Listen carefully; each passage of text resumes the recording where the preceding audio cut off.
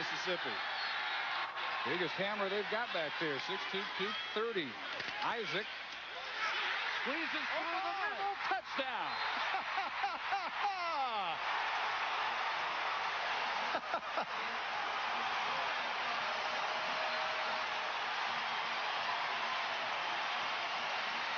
And Isaac squeezes through, and with the kick by Hazelwood, 7-0 Bulldogs.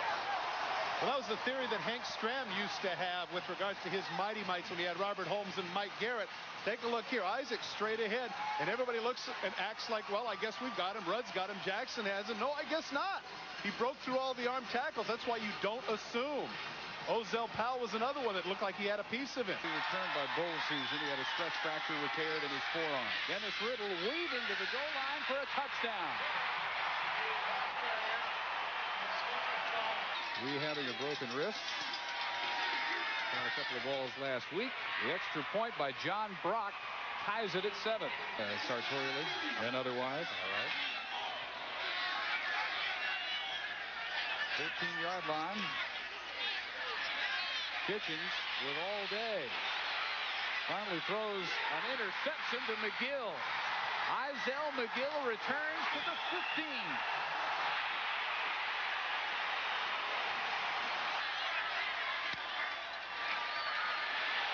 Runs to the right and delivers in the back of the end zone for Woodbury. Touchdown.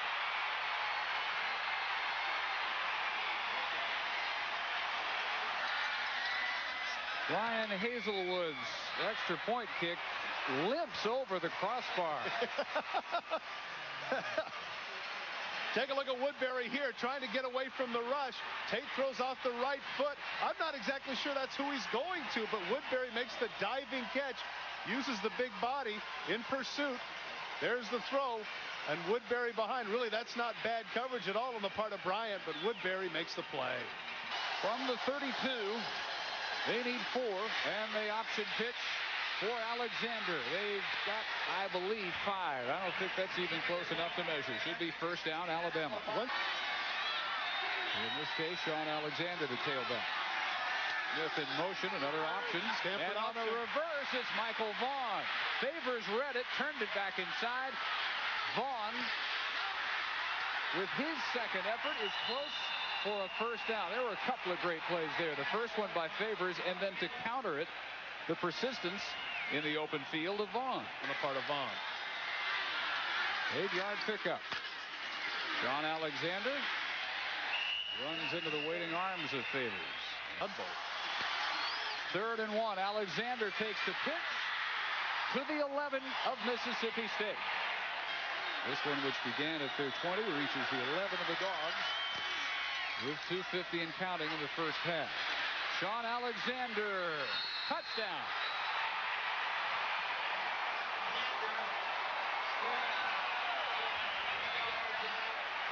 The blocks by the left side of the offensive line are just outstanding. Take a look right here at the people and what they do. Just driving Lacoste down.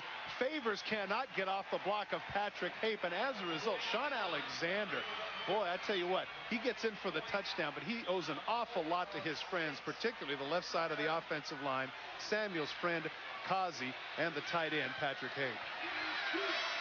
And put an asterisk on the worst of the right guard, LaRon White, because he had to carry out his block minus 1 shoe. He ran out of it. Alexander sprinted past, and the extra point by Brock is no good. That's big. They have had all kinds of misery at the place kicker position this year. Stallings, for this game, left Brian Cunningham at home. He has been the starter most of the year. Brock misses his second PAT of the season. Didn't miss it by much, but it's enough to keep the Bulldogs on top by 1. John Brock missed an extra point, which could have tied the game late in the first half. 2 for 2, but the longest is just 30 this year. This is a 42-yarder. Plenty of leg and drilled it. Wow.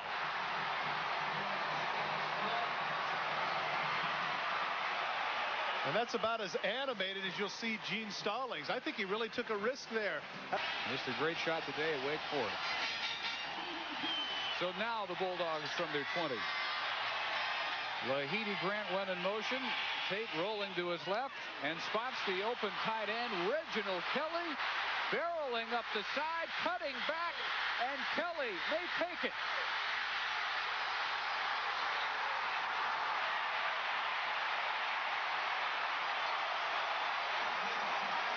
70 yards before he's run down by Kevin Jackson. Interesting, Kelly was trying to get back in the game, but he wasn't able to do it. Against an all-out blitz, Tate down at the 22. The biggest defensive play of the night, and it's turned in by Staten. And now you're looking at a 40-yard field goal into the wind. Hazelwood's best, 51 yards. This is a 39-yarder, but it is into the wind, which at the moment is not all that strong. And Hazelwood has this one through. One timeout left. Kitchens goes to work. Almost intercepted by Lacoste. And this is a set you don't see much from the Tide. 4 wideouts. Riddle the only setback. This one is complete to Hall, immediately driven back by Baydon.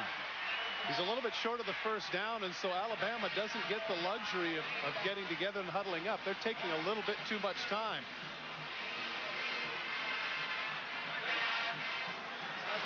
Clock continues to roll as they get ready for a 3rd and 3. Kitchens complete, and breaking through is Marcel West to the 45 of Mississippi State. Or do I go a little bit soft? 4 wides again. Again, no pressure. Hall along the side. Got to wrap him up. And they do at the 37-yard line. Hall does a great job of getting the ball out of bounds. Well, they're not quite there yet. 50 seconds to go. Kitchens at last pressured, steps up though, and it's deflected and not intercepted, incomplete. Baydon made a dive, and they say he did not come up with it. Matchup to watch, perhaps top of your screen. Vaughn guarded by McGill on 4th and 3.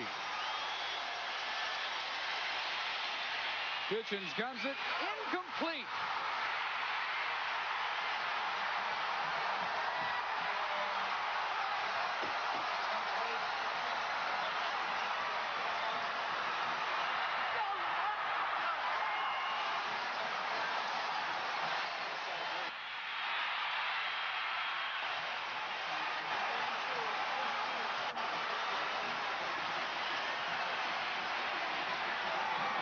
It appeared that West might have had a shot at making the catch. Kitchens, once again, Riddle steps up with the good block.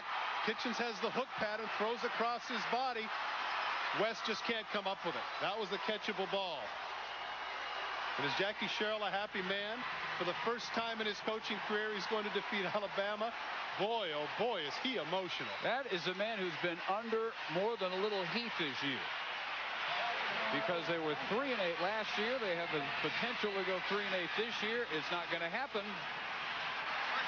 because of what will be the biggest victory for Mississippi State without question in the 90s, and maybe all the way back to 1980, the last time they pulled this off. Well, just the fact that we were showing that game would seem to indicate how significant it was. I mean, we brought in the tape and everything else. His young daughter Bonnie, who sang the national anthem, hugging her dad. Boy, oh boy, they're going to party in Starkville tonight. Starting right now.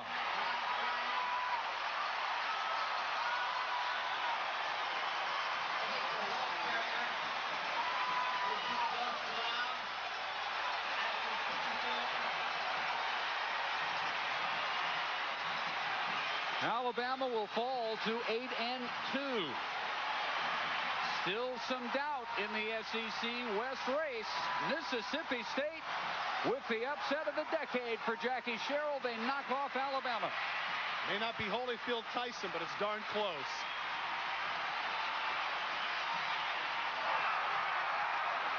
And so long, goalposts.